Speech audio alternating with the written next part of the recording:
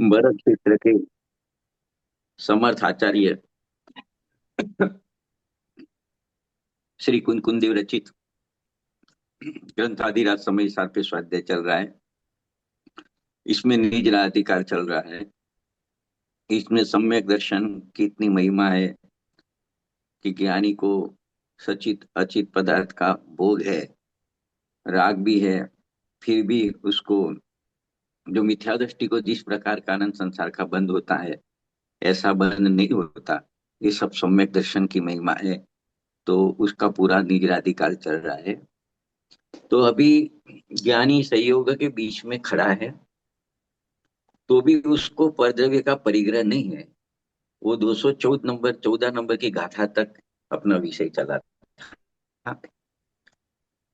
तो उसके बाद आज चलेगी 215 से 219 तक की गाथा चलेगी।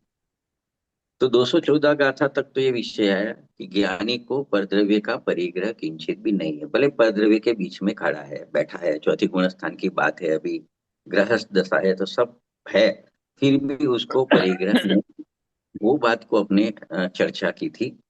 215 नंबर की गाथा में कहेंगे कि ज्ञानी को जो संयोग है, भोग है, उसको तीनों काल संबंधी भोग की उपभोग की वांछा ज्ञानी को नहीं होती। ये 215 नंबर की गाथा है।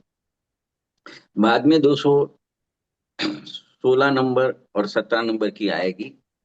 तो उसमें ये बात आएगी कि जितने भी भोग के राग होते हैं, उसके प्रति ज्ञानी को वैराग्य होता है। मतलब जो संसार के बंद करने वाले राग है, वो राग चारित्र मोह के उदय से होते हैं। और जो शरीर संबंधी भोग के राग है, वो भी ज्ञानी को होते हैं। लेकिन उसके प्रति उसको वैराग्य है, मतलब उसको राग का राग नहीं है, वो राग की रुचि नहीं है। तो वो बात 216-17 तक आएगी। और जो मतलब 200 बाद में की दो 18 और 19 गाथा है, उसमें ये बताएंगे आचार्य भगवान कि ज्ञानी कर्मों के बीच में है, कर्म के उदय के बीच में है, फिर भी उसको बंद नहीं होता है। तो इस प्रकार से आज का विषय अपनी एक गाथाओं में चलेगा। तो देखो, आज 215 गाथा लेंगे। तो आगे 214 गाथा चली, उसके बाद में एक अपने काव्य लिया था अमृतचंद्र आचार्य देव का 146 नंबर का। उसमें ये बात आई थी कि पूर्वबद्ध जो कर्म है, सत्ता में पड़े हैं, पहले बांधे हुए, ज्ञानी ने पहले जो कर्म बांधे हैं, वो कर्म उदय में आते हैं। तो उसमें एक गातिया में मोहनी कर्म उदय में आता है, तो यहाँ पे राग होता है। और अगातिया कर्म का उदय आता है, तो भोग सामग्री मिलती है। तो ये सब होने पर भी ज्ञानी को बंध नहीं होता। तो ये बात 146 नंबर के कलश में आई थी। और वहां ये बताना था कि वो जितने भी भोग है, वो उसके लिए परिग्रह पणे को प्राप्त नहीं होता।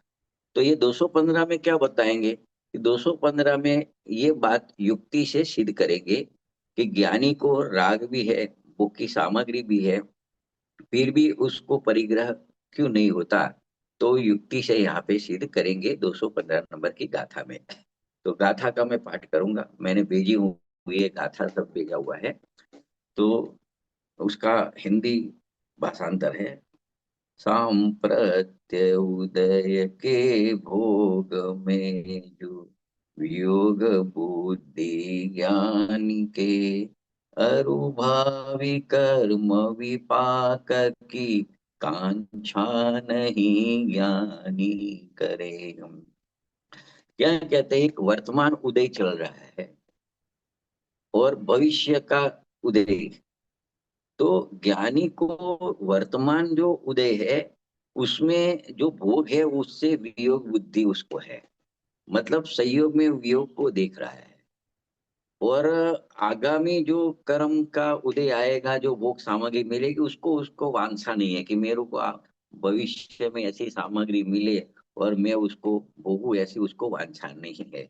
इसके लिए वो परिग्रह को प्राप्त नहीं होता। ये यहाँ पे बताना है ये गाथा में कि वर्तमान में उत्पन्न जो कर्म का उदय है, जो भोग मिला है, तो ज्ञानी के सदा ही वो वियोग बुद्धि उसमें रहती है। और आगामी उदय की वांछा नहीं रहती कि भविष्य में मेरे को ये भोग सामग्री मिले, ऐसे उसको वांछा नहीं होती। तो इस ऐसा कह के वर्तमान और भविष्य की बात करके भूतकाल तो चला गया कि ज्ञानी को तीनों काल संबंधी बंध संबंधी परिग्रह नहीं है, ये इस गाथा में सिद्ध करना है। तो देखो, उसको थोड़ा खोले तो इसको ऐसे कह सकते हैं कि ज्ञानी जानता है कि भूतकाल में जो भोग भोगे थे मैंने वो तो चले गए, उसका तो कोई बात ही नहीं, वो काल के गाल में समा गए, वो इससे मेरे को लेना देना नहीं है। वर्तमान में जो भोग है तो वहां मेरे को उसमें सतत वियोग बुद्धि रहती है, मतलब मैं इसको और भोगू और भोगू। जैसे रोग आता है तो रोग पे वियोग बुद्धि रहती है कि रोग कब चला जावे, रोग को रखना कोई नहीं चाहता। ऐसे ये भोग को वो रखना नहीं चाहता, वर्तमान में जो भोग है उसमें उसकी वियोग बुद्धि चलती है। और आगामी में जो भोग मिले ऐसी उसको वांछा नहीं है। इसीलिए यहाँ पे कहा है कि ज्ञानी को भूत वर्तमान भविष्य संबंधी उसको बंध तथा परिग्रह नहीं है, ऐसा यहाँ पे ये गाथा में कहते हैं। तो देखो कि यहाँ उसको आगे इस तरह से समझेंगे सरल भाषा में कि अतीत कर्म उदय और उसका उपभोग तो व्यतीत हो चुका है, अनागत की उसको वांछा नहीं है, और वर्तमान में वियोग बुद्धि है, इसीलिए उसको मतलब बंध नहीं है और परिग्रह नहीं, ऐसा यहाँ पे कहते हैं। तो अब ऐसा कहते हैं आगे कि ज्ञानी को वर्तमान में उपभोग की साधन सामग्री एकत्रित करता है, ऐसा दिखता है कि वो भी पैसा कमाता है, सब साधन सामग्री लाता है, गाड़ी लाता है, बंगला बनाता है, सब कुछ तो वो करता दिखता है। तो ऐसा क्यों है? तो इसका मतलब वो वियोग बुद्धि देखता है तो फिर ऐसे संयोग में क्यों जोड़ता है? तो इसका उत्तर यह है कि वर्तमान में उसको उस संबंधी राग आता है, उसकी उसको पीड़ा होती है, तो वो सहन नहीं कर सकता। इसके लिए उसके इलाज के रूप में ये सब कार्य करता है। जैसे कोई रोग आता है तो रोग को सहन नहीं कर सकता, तो कड़वी गोली लेने पड़ती है, तो वो गोली लेने के कार्य में जुड़ता है। उसी तरह उसी भाव से उसको जब राग तो आता है, क्योंकि पूर्व का कर्म का उदय चल रहा है, चारित्रमों का उदय, उसका काम है कि पर्याय में राग आता है। पर्याय में राग आता है और वो राग इतना ज्यादा आ जाता है कि वो उसको सहन नहीं कर सकता।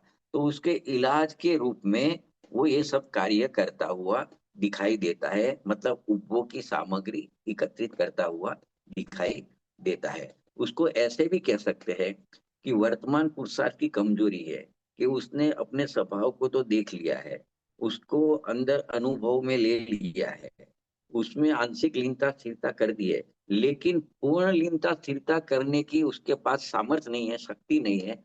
तो उसकी पुरुषार्थ की कमजोरी है। इसके लिए इस प्रकार का राग आता है, उसमें उसका थोड़ा जोड़ान होता है, तो वो ये भोग की सामग्री जुटाने का प्रयत्न करता हुआ दिखता है। जैसे कि वो विवाह करता है, तो विवाह करता है ऐसा दिखता है, लेकिन फिर भी वह विवाह संबंधी जो राग आता है उसको वो दुख रूपी जानता है, क्योंकि राग का स्वाभाविक आकुलता है।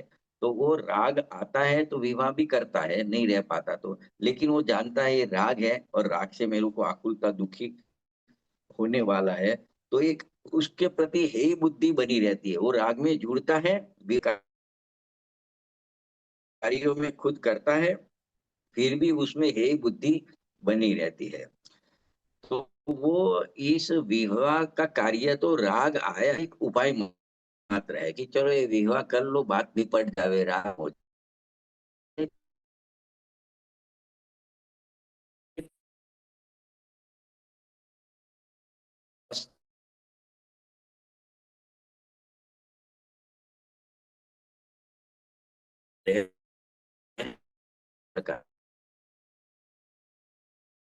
हाँ,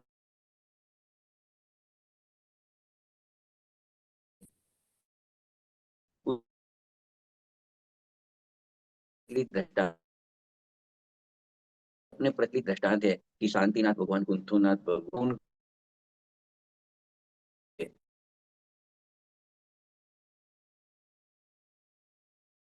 तो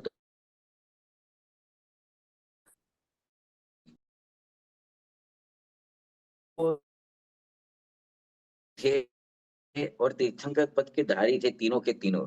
लेकिन चारित्र में बात करें तो उनको भी राग उस प्रकार का आया, और राग आया तो उसमें उनको हे बुद्धि रहती थी। वो राग के अंश को, एक अंश को भी अपना नहीं मानते थे। मात्र राग रूपी रोग आता था, उसका उपचार करते थे। जो जो वो समझो कोई भी अपने तीर्थंकर हुए, वो राजपाट में रहे, समझो कि जो कुछ भी बाल्य अवस्था में वो भोग में रहे, तो जो राग आता था उसका इलाज मात्र था। और उसके सामने अज्ञानी की बात करें तो वो तो ज्ञानी को ऐसे देखता है कि ज्ञानी तो देखो ये शादी करता है, इस तरह से राजपाट करता है, 6 खंड जीतने को जाता है चक्रवर्ती। तो उसको तो ऐसा ही दिखता है कि ज्ञानी ये सब साधन सामग्री इकट्ठी करता है। और शास्त्र में कभी ऐसी बात आ भी जाती है कि ज्ञानी वर्तमान में उपभोग के साधन को इकट्ठा करता है। तो बस उसी बात को लेके अज्ञानी भाई ये सब तो कर सकते हैं, ऐसा अपना कर्तव्य मान लेता है और उसको उपादेय मान लेता है। लेकिन ये नहीं विचार करता कि शास्त्रों में जो बात आती है कि ज्ञानी वर्तमान में उपभोग के साधन इकट्ठे करते हैं, 6 खंड को जीतने जाते हैं, वो राजपाट में लगे रहते हैं, ये सब बातें आती है, वो किस अपेक्षा से कही गई है। वहां तो उसको उस भूमिका में इतना कायिक सम्यक तो है, उसको सम्यक ज्ञान है, मतलब मति शुद्धि अवधि सब जानता है, फिर भी चारित्र में जो दोष आता है, अस्थिरता का राग आता है, उसका इलाज करता है, ये बात अज्ञानी समझ नहीं पाता है। तो इस तरह से 215 नंबर की गाथा में शॉर्ट में कहे तो इतना आया, मतलब दृष्टांत सहित तर्क सहित इतना समझाया कि ज्ञानी के तीनों काल के भोग परिग्रह को प्राप्त नहीं होते, इसके लिए उसको बंध भी नहीं होता। जैसा अज्ञानी को बंद होता है ऐसा बंद नहीं होता, अल्प बंद होता है, वो गिनती में आता नहीं है। इस प्रकार से 215 नंबर की गाथा समाप्त हुई। अभी देखो, ये 215 नंबर की गाथा में जो जो बातें आई, मतलब अपने थोड़ी चर्चा की, तो उसमें एक बात ये महत्वपूर्ण है कि ज्ञानी, एक बात ये भी आई थी कि अनागत मतलब भावी कर्म के उदय के उपभोग की वांछा नहीं करता। तो इस बात को कैसे समझेंगे? तो 216 नंबर की गाथा में उसी नंबर की बात को युक्ति से सिद्ध करेंगे कि ज्ञानी भविष्य के कर्म उदय के उपभोग की वांछा नहीं करता, उसकी रुचि नहीं रखता, उसकी इच्छा नहीं रखता। वो बात को युक्ति सहित 216 नंबर गाथा में सिद्ध की है। तो ऐसा क्यों नहीं करता है, वो बात यहाँ पे समझाई। भविष्य के भोगों की इच्छा वांछा क्यों नहीं करता, वो बात यहाँ पे समझाई है। तो उसकी गाथा पढ़ता हूं मैं। गाथा इस प्रकार से है। रे वेद्य वेदक भाव दोनों, समय समय विनष्ट है, ज्ञानी रहे ज्ञायक कदापि, न उभय की कांक्षा करे। क्या कहते हैं? दो भाव बताए यहाँ पे, वेद्य और वेदक भाव, दोनों प्रति समय नष्ट होते हैं। और ज्ञानी तो उसका ज्ञाय कहने जानना रहता है, इसके लिए वो भविष्य में वे भाव को वेदू ऐसा कोई इच्छा रखता नहीं है। तो देखो यहाँ दो भाव की चर्चा की है, और दो भाव समझने हैं। भविष्य संबंधी इच्छा क्यों नहीं है ज्ञानी को, उसका कारण के रूप में यहाँ पे दो भाव बताया है। एक वेदन करने वाला भाव, वेदन करने वाला भाव समझते हैं ना, वेदन करते हैं ना, जैसे ये गुलाब जामुन का वेदन किया, इसका स्वाद लिया, एक वेदन करने वाला भाव, उसको वेदक भाव कहा है। और वेदन में आने वाला भाव, उसको यहाँ वेद्य भाव की रहा है। तो दोनों भाव समय समय पे नष्ट हो जाते हैं, और ज्ञानी उसको जानने वाला रहता है। इसके लिए दोनों में से किसी भाव को ज्ञानी चाहता नहीं है, क्योंकि वो तो नाशवान है, और मैं तो उसका मात्र जानने वाला ज्ञायक हूँ। देखो फिर से, वेदन करने वाले भाव को वेदक भाव कहते हैं, और जिस भाव का वेदन किया जाता है उसे वेद्य भाव कहा जाता है। दो भाव आया। ये दोनों ही भाव उत्पन्न होते हैं, एक ही समय में उत्पन्न होते हैं, और वही समय में नाश होते हैं। उसको उत्पाद वे कहते हैं अपने, उत्पन्न होते हैं और नाश होते हैं। तो इस प्रकार दोनों का मेल बैठता ही नहीं है। कैसे मेल नहीं बैठता है? देखो, जब जीव किसी पदार्थ को भोगने का भाव करता है, तब वो पदार्थ उपलब्ध नहीं होता, और जब वह पदार्थ उपलब्ध होता है, तब तक जीव को वो भोगने का भाव समाप्त हो जाता है। जैसे एक बाहर में कहते हैं ना कि जब दांत थे तब चने नहीं थे, और जब चने मिले तो दांत नहीं रहे। मतलब दोनों एक साथ में इकट्ठे, दोनों का मिलप होता ही नहीं है, यहाँ ये कहना है। और दोनों भाव ऐसे देखे तो विनाशशील है, मतलब नाश होने वाले हैं। तो वो दोनों का जब मेल ही नहीं बैठता, तो फिर ज्ञानी इन दोनों भावों की कामना कैसे करेगा, मतलब नहीं करता है। तो देखो, इसको आगे ऐसे भी कह सकते हैं कि एक अपनी स्वभाव की ओर से लेवे ने, कि ज्ञानी की दृष्टि हमेशा अपने ज्ञान जानने वाले स्वभाव पर पड़ी है। तो वर्तमान में फिर भी उसको अस्थिरता के दोष से कुछ इच्छा होती है, भोगने की कुछ इच्छा होती है। तो वो वेदन करने की इच्छा होती है, तो वेदन लायक वस्तु उसको तत्काल तो उसके पास होती नहीं है। और जब तक वो वेदने लायक वस्तु उसको मिलती है, उत्पन्न होती है, तब तक वो वेदक रूप जो इच्छा हुई थी वह रहती नहीं है, व्यय हो जाती है। तो इस वस्तु स्थिति को ज्ञानी जानता है। इसके लिए यहाँ कहा है कि ज्ञानी अनागत यानी भावी उपभोग की वांछा नहीं करता है। तो यहाँ पे ये कहना है कि जब अमुक वस्तु को भोगने की इच्छा हुई, कि अभी चाय पीनी है, तो अभी चाय नहीं है, ऐसा कहते हैं। मतलब अमुक वस्तु को भोगने की इच्छा हुई, तो वह वस्तु उपलब्ध नहीं है, और जब तक वस्तु उपलब्ध होती है तब तक भोगने की इच्छा नहीं रही। यदि इच्छा के काल में वस्तु उपलब्ध रहती हो, तो इच्छा होगी होती नहीं हो, लेकिन इच्छा होती है, उसको मतलब इसका मतलब हुआ कि वस्तु उसके पास नहीं है। मतलब इसका तात्पर्य ये है कि वेदन के काल में इच्छा नहीं रहती, और इच्छा के काल में वेदन मतलब उपभोग नहीं हो पाता। तो इस तरह जो वेद वेदक भाव है, वह उत्पन्न व विनाश स्वभाव वाले होने से क्षणिक है। तो ऐसी वस्तु स्थिति को जानता है ज्ञानी, इसीलिए ज्ञानी भावी उपभोग की वांछा नहीं करता है। ये यहाँ पे बताया है। तो देखो, यहाँ एक प्रश्न होना स्वाभाविक है कि क्या ज्ञानी को भोग भोगते हुए भी भोगने की इच्छा नहीं होती? मतलब वो भोग तो भोग रहा है, कुछ ना कुछ दिखता तो है, तो उस समय उसको इच्छा नहीं होती? तो देखो, इसका उत्तर देते हैं इधर कि ये जो बात चल रही है, ये जो बात कहने में आ रही है, उसका अभिप्राय और कुछ नई विवक्षा उसमें है, उसको बराबर समझनी चाहिए। कि देखो, यहाँ ऐसा कहा है कि ज्ञानी के भोगने की इच्छा नहीं है, ऐसा जब कहा जाता है, तो उसका अभिप्राय मात्र इतना है कि उसको भोगों की रुचि नहीं है। नहीं तो इच्छा नहीं होती तो फिर प्रश्न ही नहीं रहता। देखिए, इच्छा तो है, भोग की इच्छा है, लेकिन उसकी रुचि नहीं है। उसको भोगों का रस फीका पड़ गया है। जब आत्मा रुचती है, आत्मा का अतीन्द्रिय आनंद का वेदन किया है, वो रुचा है, तो जगत के सब रस उसके लिए नीरस हो जाते हैं, फीके पड़ जाते हैं।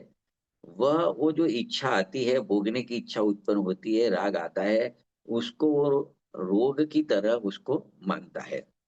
तो इच्छा का काल और भोग की प्राप्ति का काल दोनों का मेल नहीं खाता। इच्छा के समय वो कांक्षमान पदार्थ नहीं होता, जिसको भोगने का है वो पदार्थ नहीं होता। और जब तक वो पदार्थ उपलब्ध होता है, उसके पहले इच्छा का अभाव हो जाता है, क्योंकि एक समय की क्षणिक पर्याय है। इस कारण वह इच्छा करनी निरर्थक ही होती है।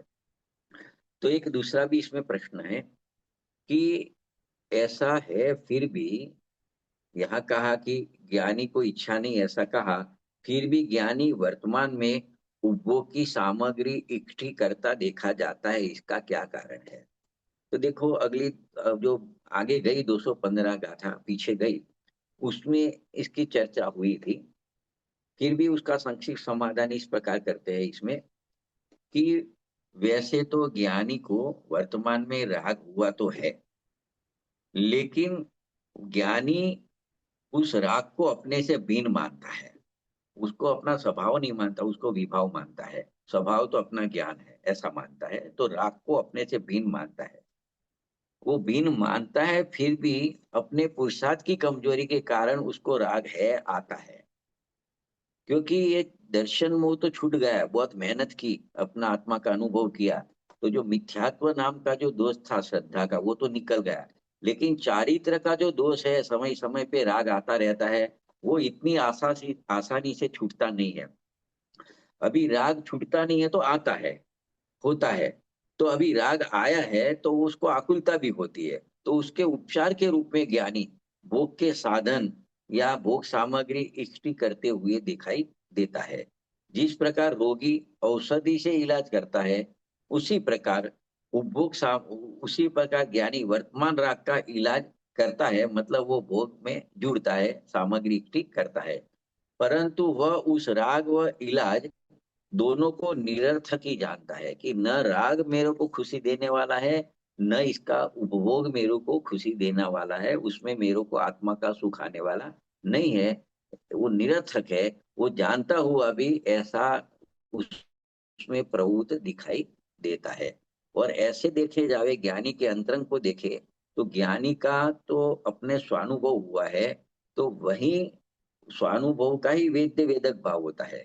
मतलब ज्ञानी के आनंद की अनुभूति का वेद्य वेदक भाव है, पर का वेद्य वेदक भाव ज्ञानी को होता नहीं है। तो देखो, तीन ज्ञान के धारी और साइक सम्यक दृष्टि धर्मात्मा होता है, उसको अपनी गृहस्थ अवस्था में, समझो चक्रवर्ती भी हो, 96,000 स्त्रियों के पति होता है, तो भी उन्हें भोगने की इच्छा नहीं है, ऐसा यहाँ पे कहने में आता है। फिर भी वहां भोगने का राग तो है, परंतु उस राग के प्रति उसको राग नहीं है, वो राग को भला नहीं जानता है, वो राग में अपना सुख नहीं मानता है, अर्थात उस राग का वो स्वामी नहीं बनता है। क्योंकि उनकी भावना तो क्या होती है निरंतर, कि मैं स्वभाव के सन्मुख चला जाऊं और मेरे आत्मा के अतीन्द्रिय आनंद का भोग भोगूं, ऐसी ही उसकी तो निरंतर भावना रहती है।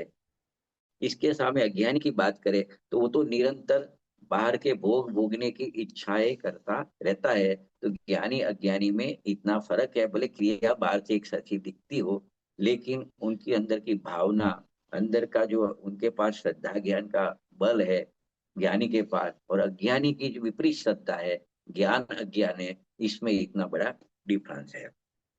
मतलब इसका तात्पर्य इस प्रकार से है कि यहाँ जितनी बात कही गई, इसमें ये बात आई कि ज्ञानी के इच्छा नहीं है, ज्ञानी को राग नहीं है, ज्ञानी को भोगों की आकांक्षा नहीं है, इस कारण भोग तो भोगता है, फिर भी उसे बंद नहीं होता।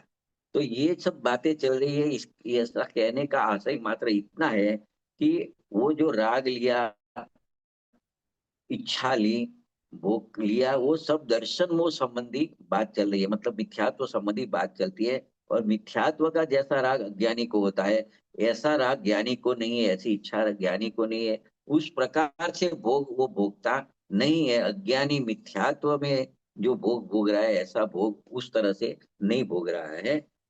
राग के प्रति होने वाले राग उसको नहीं है, और राग राग के साथ उसको एकत्व ममत्व भाव समाप्त हो गया है।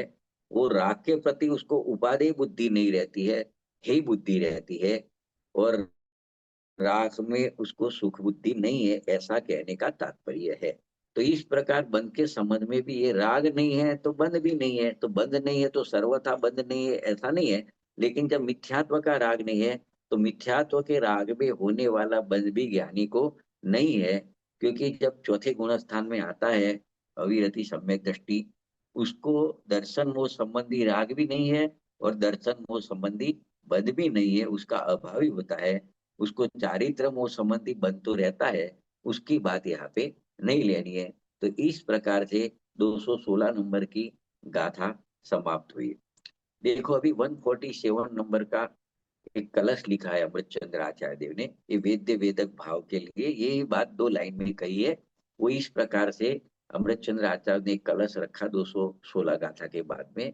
उसमें उन्होंने कहा कि वेद्य वेदक रूप विभाव भावों की अस्थिरता होने से, वहां मतलब उत्पाद होता है और व्यय होता है, यहाँ लिखा अस्थिरता होने से कांक्षित भोगो, यानी जिसे भोगना चाहते हैं उनका वेदन ज्ञानी को नहीं होता। इसीलिए ज्ञानी कुछ भी वांछा नहीं करते, सबके प्रति अत्यंत विरक्ति रहते हैं। ऐसा ही 147 47 नंबर के कलश में कहा। इसी कलश के ऊपर बनारसी दास जी ने नाटक समय सार में एक क्षण लिखा है। वो भी अपनी भाषा में इस बात को समझाते हैं कि जगत में जो भी भोग विलास की सामग्री है वह सभी विनाशिक है। सुरक्षित रखने से वो कभी सुरक्षित रहती नहीं है। इस प्रकार उस भोग सामग्री को भोगने की अभिलाषा रूप जो भाव आते हैं अपने मन में, वे भाव भी विनाशिक है और निरंतर धारा प्रवाह रूप में वो बहते रहते, आते हैं चले जाते, आते हैं चले जाते हैं। तो देखो क्या कहा, भोग सामग्री और भोगने के भाव, इन दोनों में समकाल का अभाव होने से जिस वस्तु का भोगने का भाव आता है, इच्छा होती है, उस टाइम वो भोग जिसको भोगी जाए वो वस्तु नहीं होती। और जब वो वस्तु उपलब्ध होती है तो वो भाव तो एक समय का है तो चला गया। तो दोनों का समकाल होता नहीं है, अभाव होता है समकाल का। तो इन भोगों में ज्ञानी जीवों की वांछा स्फुरायमान नहीं होती, इसीलिए ज्ञानी को इसकी वांछा होती नहीं है। क्योंकि ऐसे भ्रमपूर्ण कार्यों को मूर्ख ही करना चाहते हैं। ज्ञानी जीव तो निरंतर इस व्यवस्था में सावधान रहते हैं, उसको जानने में। वो पर पदार्थों में एकत्व पूर्वक अनुराग नहीं करते। इसीलिए ज्ञानी को ये सब राग होते हुए भी निरागी अथवा इच्छा होते हुए भी निर्वांछक कहा जाता है। मतलब एक बात यहाँ स्पष्ट हो जाती है 216 नंबर की गाथा और 147 नंबर के कलश में, कि ज्ञानी धर्मात्मा को निर्वांछिक क्यों कहा है, उसको राग नहीं है ऐसा क्यों कहा है, वो बात यहाँ पे खुलासा किया है। अभी आती है 217 नंबर की गाथा। देखो 217 नंबर की गाथा में क्या कहते हैं कि एक संसार का संसार संबंधी राग है वो बंद कराता है, और शरीर संबंधी राग होता है वो उपभोग कराता है, सुख दुख का वेदन कराता है। तो बंध और उपभोग में निमित्त जो राग होता है संसार संबंधी या शरीर संबंधी, वो सर्व राग ज्ञानी को नहीं होता है, ये कहना है यहाँ पे। तो ये 217 नंबर की गाथा है, तो उसको मैं पढ़ रहा हूँ, गाथा को पढ़ रहा हूँ। संसार तन संबंधी अरु, संसार और तन यानी शरीर, संसार तन संबंधी अरु बंधोपभोग निमित्त जो, एक बंध का निमित्त है, एक उपभोग का निमित्त है। संसार संबंधी राग है वो बंध का निमित्त है, और शरीर संबंधी राग है वो उपभोग का निमित्त है। इसके लिए यहाँ का संसार तन संबंधी अरु बंधु भोग निमित्त जो, उन सर्व अध्यवसान उदय जो राग होयन ज्ञानी को। क्या कहते हैं, बंध और उपभोग के निमित्त भूत जो संसार संबंधी और शरीर संबंधी अध्यवसान का उदय आता है, तो उसमें यानी राग में ज्ञानी को राग उत्पन्न नहीं होता, वैराग्य होता है। जो जो राग आते हैं संसार संबंधी जो बंध का कारण है, और शरीर संबंधी जो उपभोग का कारण बनता है, ऐसे राग का राग ज्ञानी को नहीं होता है। इसके ज्ञानी को इस राग प्रत्यय वैराग्यता है, ऐसा यहाँ पे कहना है। तो देखो यहाँ कहने थे हैं, मतलब दो प्रकार का अध्यवसान का उदय लिया, राग का उदय लिया। तो यहाँ ऐसा कहते हैं कि इस श्लोक में जो भी अध्यवसान के उदय है, मतलब जो जो राग आते हैं, ऐसा समझो जो जो राग उत्पन्न होते हैं, उनमें से कुछ राग तो दो भाग में उसको विभाग कर दिया है। कुछ राग तो संसार संबंधी है और कुछ राग शरीर संबंधी है। उनमें जो संसार संबंधी राग होता है वो बंध के निमित्त है, वो राग बंद कराता है, बंध के निमित्त है। और शरीर संबंधी जो राग है वो उपभोग में निमित्त होता है, एक बात। दूसरी बात, जो बंध के निमित्त है वह राग देश मोह आदि है, और जो उपभोग को निमित्त है वे सुख दुख आदि रूप है। तो यहाँ दूसरी बात ये कहनी है, इन सभी में ज्ञानी को राग नहीं है, राग में राग नहीं है, भोग में राग नहीं है, ऐसा यहाँ पे कहना है। तो देखो यहाँ दो बात, दो विभाग कर दिया राग में। जो मोह राग देश का मोह राग देश कहा, उसको संसार संबंधी अध्यवसान कहा और बंध का कारण बताया। और सांसारिक सुख दुख को शरीर संबंधी अध्यवसान बताया, उसको उपभोग का कारण बताया गया है। तो बंध का कारण राग देश मोह को कहा, सुख दुख आदि नहीं कहा, क्योंकि सुख दुख तो भोगने पड़ते हैं, पर उनके भोगने मात्र से बंध नहीं होता है। बंध तो जब मोह राग देश उत्पन्न होता है, राग के ऊपर राग उत्पन्न होता है, तभी बंध होता है। इसके लिए राग के ऊपर का राग है, जो दर्शन मुंह का राग है, उससे बंध होता है। ऐसा यहाँ पे 148 नंबर के कलश पर, तो देखो ये यहाँ पे कहा, ये गाथा में कहा 217 नंबर में। उसके बाद में दो काव्य लिखे अमरचंद्र आचार्य ने, 148 और 149। तो देखो इसमें जो बात चल रही है, एक कलश में दो काम किए, दो कलश में। एक तो जो बात चल रही है उसका भी पोषण किया है, उसको पुष्ट किया है उसी बात को, और आगामी जो गाथा आने वाली है, मतलब उसकी उत्थानिका रूप में ये कलश लिखे गए हैं। तो देखो 148 नंबर के कलश में कहते हैं कि देखो एक कुछ दृष्टांत से समझाया बात को, कि जिस प्रकार जो वस्त्र नमक और फिटकरी आदि से कसायला नहीं किया गया, उस वस्त्र पर रंग सर्वांग नहीं चढ़ता, रंग उस वस्त्र के बाहर ही लौटता रहता है, मतलब वो कपड़ा रंग को पकड़ेगा नहीं, क्योंकि उसको नमक और फिटकरी से उसको रंजित नहीं किया है। उसी प्रकार यहाँ पे कहना है कि राग रस से अकसायित ज्ञानियों के भी जो कर्म होता है, वो परिग्रह भाव को प्राप्त नहीं होता, वो बाहर ही लौटता रहता है। तो इसका कारण ये बात 148 में कहा, इसका कारण और उसको बताया 149 में, और कहा कि ज्ञानी जीव, उसमें क्यों ऐसा होता है कि ज्ञानी जीव निस रस से संपूर्ण राग रस के त्याग रूप स्वभाव वाला होता है, उसके पास अपना स्वभाव का निज रस है, तो राग रस का त्याग उसको वर्ता है। इस कारण वह कर्मों के बीच में पड़ा हुआ है, उदयों के बीच में पड़ा है, राग चारित्र मोह के राग के बीच में पड़ा है, फिर भी सभी प्रकार के कर्मों से वो लिप्त नहीं होता है। तो इसको इस प्रकार से मतलब समझा है। तो आगे उसको थोड़ा देखते हैं कि देखो यहाँ पे एक शब्द लिखा कि ज्ञानी होता है ना, वो निज रस से भरा हुआ है, मतलब राग रस से रिक्त है, खाली है। राग रस, राग को उसने स्थान नहीं दिया है अपने जीवन में।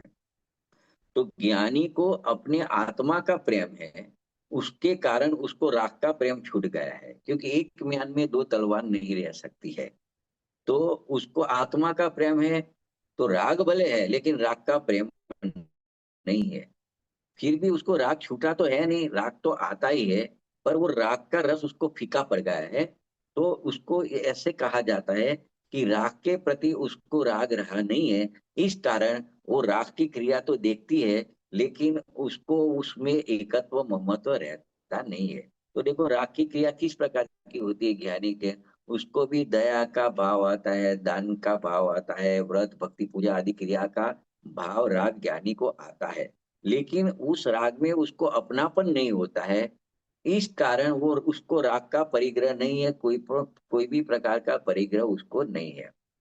फिर भी जब तक उसको पूर्ण वितराग दशा नहीं होती है, तब तक उसको यथासंभव भूमिका के अनुसार राग भाव आता है, लेकिन उसका आचरण हे रूप रहता है। ऐसे बाहर से तो वो राग में जुड़ा हुआ दिखता है, लेकिन श्रद्धा अपेक्षाएं देखो तो उसको राग का अस्वीकार है, ये कब छूटे, कब उससे छुटकारा मिले, ऐसे हे रूप उसका आचरण चलता है।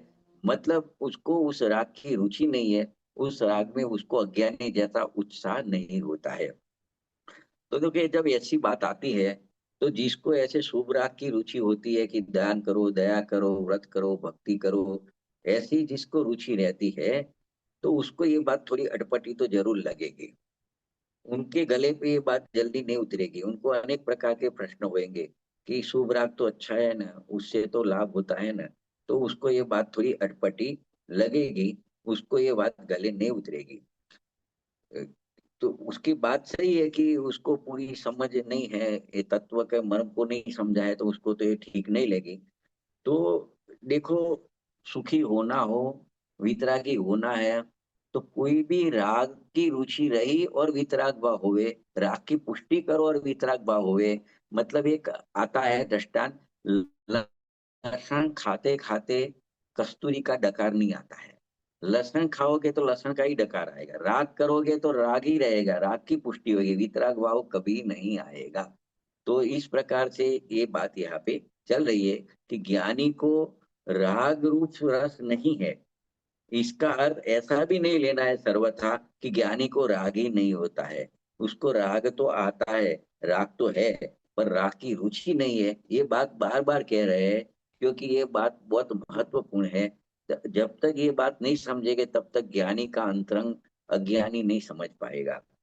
तो देखो, अगर ज्ञानी को राग नहीं हो ऐसा लेने जाएंगे तो उसको पूर्ण वितरागी मानना पड़ेगा, यथार्थात चारित्र मानना पड़ेगा। और यथार्थात चारित्र के अंतर मुहूर्त में तो नियम से केवल ज्ञान आ जाता है। लेकिन अभी ऐसी स्थिति नहीं आई, इसका मतलब उसको राग तो होता है लेकिन राग की रुचि नहीं होती, ये यहाँ पे बताना है। उसको राग में रस नहीं होता है, ये बताना है। तो राग का रस नहीं है उसका सीधा अर्थ, उसको राग में एकत्व, ममत्व, कर्तृत्व, भोक्तृत्व, या तो उसमें मेरा हित है, राग से मेरा भला हो जाएगा, ऐसी बुद्धि उसको नहीं रहती है। तो देखो, अभी इस प्रकार से ये बात चली। अभी बनारसी दास जी ने इसी बात को समझाने के लिए उसी प्रकार का उदाहरण दिया है जो अपने अभी अपनी बात आई। तो उन्होंने भी कहा, बनारसी दास जी ने, कि जिस प्रकार फिटकरी, लोद और हृदय का पुट दिए बिना सफेद वस्त्र को लाल रंग में चिरकाल तक डाले रखने पर उसके भीगे रहने पर भी वह संपूर्णतः लाल नहीं होता है। लेकिन लाल रंग में डुबोर के रखो कितने भी समय तक, लेकिन लाल रंग नहीं होता। क्यों? कि उसको रंग चढ़ाने से पहले फिटकरी, लोद और हृदय का पुट ये सब देना पड़ता है। वो नहीं दिया है, फिर आप लाल रंग में उसको कितने भी डबोल के रखो, डाल के रखो, फिर भी वो संपूर्ण लाल नहीं होता। उसके अंतर में कहीं कहीं सफेदी बनी रहती है, एकदम से लाल नहीं होएगा। उसी प्रकार सम्यक दृष्टि धर्मात्मा जीव यद्यपि दिन रात परिग्रह की भीड़ में रहता है, तथापि उसको मोह राग देश के अभाव के कारण पूर्व संचित कर्मों की निजरा होती रहती है, नवीन बंध उसको होता नहीं है। ऐसे सम्यक दृष्टि ज्ञानी जीव न तो शरीर में मग्न है और न विषय सुख की वांछा करते हैं। तो ऐसे ज्ञानी जीव राग देश आदि मल से अलिप्त रहते हैं और अपने ज्ञान स्वभाव में मगन रहते हैं। तो अपनी भूमिका अनुसार वो जो कार्य करते हैं, राग में दिखते हैं, उसके प्रति भी ऐसे अंदर से देखो तो उदासी रहते हैं। इस कारण उनको कर्मों का बंध नहीं होता है। तो देखो, इस बात पे बनारसी दास जी ने एक उदाहरण सही तो किया। तो अभी वो किस प्रकार से ज्ञानी जीव अलिप्त रहता है और कर्म बंधन से बचते हैं, उसके लिए भी उन्होंने एक दूसरा एक श्लोक लिखा है, छंद लिखा है। वो इस प्रकार है कि जिस प्रकार किसी देश का कोई बलवान पुरुष जंगल में जाता है, मधुमक्खियों के छत्ते को ग्रहण करता है, उसको तोड़ता है, मधपुड़ा बोलते हैं उसको। इस कारण से उस पर मधुमक्खियों चारों ओर से आक्रमण करती है, उससे लिपट जाती है, फिर भी उसने कंबल ओढ़ के रखा है। उसके कारण मधुमक्खियों के डंक से वो अडंकित ही रहता है। वो डंक तो देते हैं लेकिन वो अडंकित ही रहता है। इस प्रकार सम्यक दृष्टि जीव भी उदय की उपाधियों से घिरे रहने पर वो तो मोक्ष मार्ग को साधते हैं, उसके स्वरूप को साधते हैं, मतलब। तो वो यानी वो अपने समाधि में, आत्म समाधि में ही रहते हैं। तो उन्होंने सहजता का बख्तर पहना है, उसने कंबल ओढ़ा था, इसने सहजता का बख्तर पहना है। तो मन में अति उत्साहित है, अतीन्द्रिय आनंद की राह में डटे रहते हैं और उद्वेग को प्राप्त नहीं होते। इस प्रकार उनके सहज ही मोक्ष मार्ग सत्ता हुआ दिखता है। तो इस प्रकार इन कलशों में यही कहा गया है कि कर्मों के मध्य में पड़े हुए भी ज्ञानी जन कर्मों से लिप्त नहीं होते, परिग्रह के भाव को प्राप्त नहीं होते। तो इस प्रकार से 217 गाथा और कलश पूरे हुए। अभी अंतिम जो दो गाथा है, 218 और 219, आज की दो अंतिम गाथा है, बहुत सिंपल गाथा है कि जो आगे कलश में जो बात कही उसी बात को ये गाथा में कहना चाहते हैं। कि ज्ञानी कर्मों के बीच में पड़ा है, फिर भी उसको कर्म का बंधन नहीं होता है। तो इसके लिए उन्होंने एक लोहे का और एक सोने का उदाहरण दिया है। मतलब सोना होता है, वो कीचड़ में पड़ा हुआ होता है, फिर भी उसको जंग नहीं लगता, और लोहा कीचड़ में पड़ा है तो उसको जंग लग जाता है। तो ये लोहे और सोने के माध्यम से ज्ञानी अज्ञानी की बात, कि एक कर्म से बनता है एक कर्म से नहीं बनता है, ये बात को समझाने के लिए दो गाथा लिखी है। मैं गाथा का पाठ करता हूँ। 218 नंबर की गाथा ज्ञानी की है और सोने का दृष्टांत है। हो द्रव्य सब में राग वर्जक, ज्ञानी कर्मो मध्य में, पर कर्म रज से लिप्त नहीं जो, कनक कंदर्म मध्य में। और 219 अज्ञानी की है। पर द्रव्य सब में रागशील, ज्ञानी कर्मो मध्य में, वह कर्म रज से लिप्त हो जो, लोह कंदर मध्य में। क्या कहते हैं, बहुत सिंपल बात है। 218 नंबर में ज्ञानी की बात बताने के लिए कहा कि ज्ञानी सोने जैसा है, कि जिस प्रकार कीचड़ में पड़ा हुआ भी सोना कीचड़ से लिप्त नहीं होता, उसी प्रकार सर्व द्रव्यों के प्रति राग छोड़ने वाला ज्ञानी कर्मों के मध्य में रहा हुआ भी कर्म रज से लिप्त नहीं होता। तो ये 218 नंबर में कहा। 219 में अज्ञानी के लिए कहते हैं कि और जिस प्रकार कीचड़ में पड़ा हुआ लोहा, वहां सोना था यहाँ लोहा लिया, कीचड़ में पड़ा हुआ लोहा कीचड़ से लिप्त हो जाता है, उसी प्रकार सब द्रव्यों के प्रति रागी और कर्म रज के मध्य में स्थित अज्ञानी कर्म रज से लिप्त हो जाता है। तो देखो ये दो गाथा में कीचड़ में पड़ा हुआ सोना और लोहा, उनका उदाहरण देके ज्ञानी और अज्ञानी की परिणति और उसके फल को यहाँ पे बताया है। तो देखो यहाँ ये कहते हैं कि ज्ञानी शुभाशुभ परिणाम के मध्य में रहता है। मतलब भूमिका है चौथे पांचवें गुण स्थान की, तो शुभ अशुभ भाव रहेंगे उसको, तो उसके मध्य में है, तो भी उसे कर्म बंध नहीं होता। क्यों नहीं होता, उसका कारण ये है कि वो शुभ अशुभ भाव राग उसको आता है, लेकिन उसकी दृष्टि अपने स्वभाव पे, चैतन्य स्वभाव पर पड़ी है। वो अपने को चैतन्य स्वरूप ही जानता मानता है, राग रूप अपने को नहीं मानता है। ये ज्ञानी की बात कही। अज्ञानी के लिए कहते हैं अज्ञानी कर्म से बनता है। तो अज्ञानी क्यों बनता है, क्योंकि उसकी दृष्टि शुभ अशुभ भाव पर पड़ी है। ये शुभ अशुभ राग मेरे है, मैं उस रूप हो गया हूँ, ऐसी अज्ञानी की वो राग के ऊपर दृष्टि पड़ी है, इस कारण अज्ञानी बंधता है। तो इस प्रकार ज्ञान और अज्ञान की महिमा है। जिसके पास ज्ञान है वो नहीं बनता है कर्म के बीच में रहकर भी, और जिसके पास ज्ञान नहीं अज्ञान है वो कर्म के बीच में बनता है। उस बात को यहाँ पे समझाई है। तो इस गाथा का पोषण करने वाला भाव और आगामी गाथा का सूचक 150 नंबर का काव्य लिखा है। तो ये थोड़ा मार्मिक पॉइंट है, 5 एक मिनट अपने चर्चा करेंगे, फिर 10-15 मिनट रहेगी अपने पास कुछ चर्चा के लिए। तो ये कलश बहुत महत्वपूर्ण है, बहुत अच्छी बात की है। तो देखो क्या कहते हैं, एक सिद्धांत बताया है कि इस जगत में जिस वस्तु का जैसा स्वभाव है वह उसके ही कारण है। मतलब वस्तु संपूर्णपणे स्वाधीन है, उसे अन्य वस्तुओं के द्वारा किसी भी रूप में अन्य रूप नहीं किया जा सकता, उसे बदला नहीं जा सकता। इस कारण जो ज्ञानी जी निरंतर ज्ञान रूप परिणमित होते हैं, वे कभी भी अज्ञान रूप नहीं होते। इसीलिए ज्ञानी को कहते हैं कि हे ज्ञानी, तू कर्म उदय जनित उपभोग को भोग, क्योंकि पर के अपराध से उत्पन्न होने वाला बंध तुझे नहीं है। तात्पर्य ये है कि शारीरिक जड़ क्रिया जो होती है शरीराश्रित, उससे तेरे को बंध नहीं होएगा। तो देखो यहाँ पे इसका सीधा अर्थ तो ये निकलता है, ये कहा ना कि हे ज्ञानी तू भोगों को भोग, ऐसा कहा ना, तो ऐसा लगता है कि आचार्य देव ज्ञानी जनों को भोग भोगने की प्रेरणा दे रहे हैं। तो सब पहली बार सुनते हैं तो ये बात थोड़ी अटपटी तो लगती है। तो इस कलश के ऊपर जितने ने प्रकाश डाला है उन्होंने यही बात का खुलासा किया है कि ऐसा कहने का आचार्य भगवान का तात्पर्य क्या है। तो इसका स्पष्टीकरण सबने इसी प्रकार से कहा है।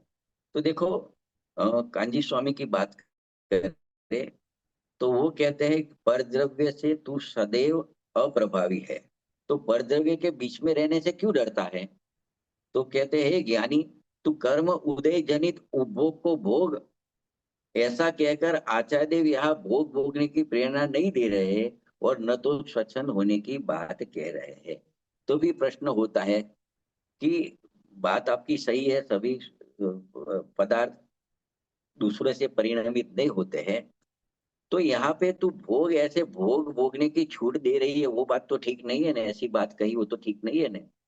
तो देखो, यहाँ पे उसका खुलासा कांजी स्वामी करते हैं कि देखो, ये कलश लिखने वाले पहले तो मुनिराज है, जो भोगों से विरक्त है, जिन्होंने शरीर भोगों से विरक्त है। वो भला भोग भोगने की छूट कैसे दे सकते हैं? जिनके पास भोग ही नहीं है कुछ, वो किसी को भोग भोगने की सलाह नहीं दे सकते। वो किसी को ऐसा नहीं कहेंगे तुम भोग भोग। लेकिन इस कथन जो है तू भोग भोग, इसका अभिप्राय समझना है कि ज्ञानी भोग भोगता ही कहाँ है? पहले तो ज्ञानी तो अपने आनंद का भोग लेता है, ये विषय का भोग राग का भोग कहाँ करता है?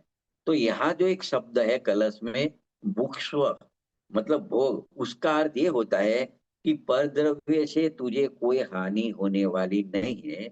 ऐसा कहकर आचार्य देव ने आत्मा के परिणमन की स्वतंत्रता की घोषणा की है और तुझे निशंक कर दिया है कि शरीर की कुछ क्रिया हुए, वाणी की बोलने की कुछ क्रिया होती है, या बाह्य सहयोग के कारण धर्मी को कोई प्रकार का अपराध नहीं होता। वो देखो तो लड़ाई में भी, महाभारत के युद्ध में जाने वाले भी ज्ञानी धर्मात्मा थे, रामायण के युद्ध में जाने वाले भी ज्ञानी धर्मात्मा थे। तो बाहर के सहयोग में कुछ भी होता है, शरीर आश्रित किया होता है, उससे तेरू को कोई अपराध होता नहीं। वो ही रामचंद्र जी रामायण में रावण के साथ में लड़े और वो अभी मोक्ष में बैठे। वही समझो, 5 पांडव थे जे उसमें, युधिष्ठिर, भीम, अर्जुन, उन्होंने कौरवों से युद्ध किया, वो अभी मोक्ष में जाके विराजमान है। तो वो क्रिया तो ऐसी दिखती थी, लेकिन उससे उनको कोई अपराध लगा नहीं है। ये बात यहाँ पे समझा है, उसको निशंक किया है। तो कुछ शंका मत रख कि ये मेरे को राग आ रहा है, इस क्रिया में मैं जुड़ रहा हूँ, तो मेरे को बंद हो जाएगा, संसार बढ़ेगा। तो उसको निशंक किया है, तू ऐसी शंका मत कर, पर द्रव्य तेरा कुछ भी बिगाड़ सकता नहीं है। ये बात यहाँ पे समझानी है। तो देखो, यहाँ स्वसंधी होने के लिए सिद्धांत नहीं कहा है, लेकिन यहाँ ये कहना है कि पर के कारण तेरे को दोष होता है, ऐसी शंका तू मत कर, उससे मुक्त हो जाए, कहना है। देखो, चक्रवर्ती की बात करें, जैसे रामचंद्र की जी की 5 पांडव की, चक्रवर्ती को एक एक मिनट की अरबों की आमदनी होती है, भारी नव निधान होते हैं, तो भी उन्हें कभी ऐसी शंका नहीं होती कि मैं इस वैभव के बीच में पड़ा हूँ, इस भारी संयोगों में पड़ा हूँ, तो इसके कारण मुझे बंद होगा, ऐसी वो सम्यक दृष्टि है, उसको ऐसी शंका कभी नहीं होती। या मैं अपराधी हो गया हूँ, मैं अभी भोग भोगा रहा हूँ, आत्मा की साधना पूर्ण तरह नहीं कर सक रहा हूँ, तो मेरे को बंद होता है, ऐसी उसको शंका नहीं होती। क्योंकि बाह्य संयोगों से छोटे बड़े अपराध का माप नहीं है, और संयोग को छोड़ दिया तो कोई निर अपराधी नहीं हो जाता है। तो यहाँ पे ये कहना है, ये सिद्धांत बता रहे हैं कि धर्मी की आत्म वस्तु का स्वभाव जो शुद्ध और पवित्र है, वह पर के कारण परिवर्तित नहीं होता। भले ही वह पर के बीच में रहे, तो भी पर सामग्री से प्रभावित नहीं होता। कोई भी परद्रव्य उसको पर रूप नहीं परिणमा सकता।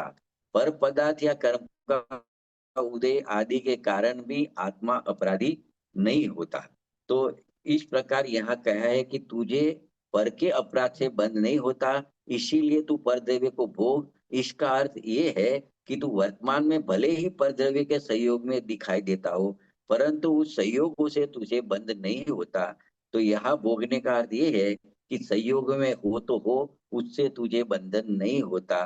तथा भले कोई बाहर के संयोगों घटा कर तू त्यागी बन जा, तो भी यदि आत्म अनुभव नहीं हुआ है, तो केवल संयोग कम या अधिक होने से कर्म का बंधन या कर्म का कम कम या अधिक नहीं होता, बल्कि सहयोगी भाव टूटने से ही बंधन, संयोग से कुछ नहीं है, सहयोगी भाव से सब कुछ है। बंध या मुक्ति संयोग से नहीं, सहयोगी भाव से है, यहाँ पे कहना है। तो इस प्रकार हमने देखा, अपने सबने देखा कि इस कलश में पूरा वजन इसी बात पर दिया गया है कि शरीर आश्रित जड़ क्रिया के कारण बंध नहीं होता, अपने रागादि भाव ही बंध का मूल कारण है। और ज्ञानी को इस प्रकार का भाव नहीं होता, पर्दे में दिखते हैं, उसका राग भी है लेकिन राग का राग नहीं होता। इसीलिए ये सब के बीच में रहते हुए भी उसको बंध नहीं होता।